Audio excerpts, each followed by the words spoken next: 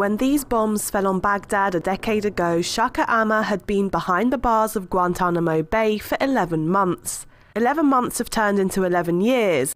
Shaka is now the last British detainee in the controversial jail. He was cleared for release in 2007 by then President George Bush and then by President Obama. Yet he remains imprisoned. It's completely and utterly outrageous that 166 men are in Guantanamo Bay. It's particularly outrageous, the very large number of them who are known to be completely innocent. Shaka is one of those. He's been living in Britain. He has a British family. We have a responsibility to get him freed from this illegality.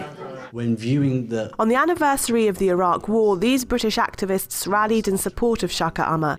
They criticised successive British governments for not putting pressure on the American administration to bring him home.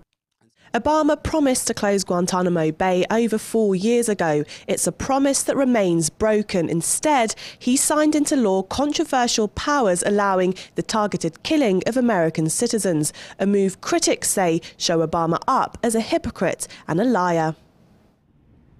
Since the West waged its war on terror, there has been a startling trend for extraordinary rendition, torture and indefinite detention without charge. And almost all of those who face these atrocities have had one thing in common.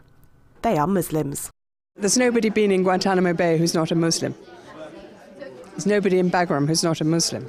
The war on terror is assisted by whipping up Islamophobia. It's assisted by creating a narrative where young Muslim men are criminalised, and Guantanamo Bay helps achieve that narrative. It helps assist interventions into Muslim countries by creating this narrative that Muslims are terrorists, that they don't deserve the same kind of rights that any other citizen should enjoy.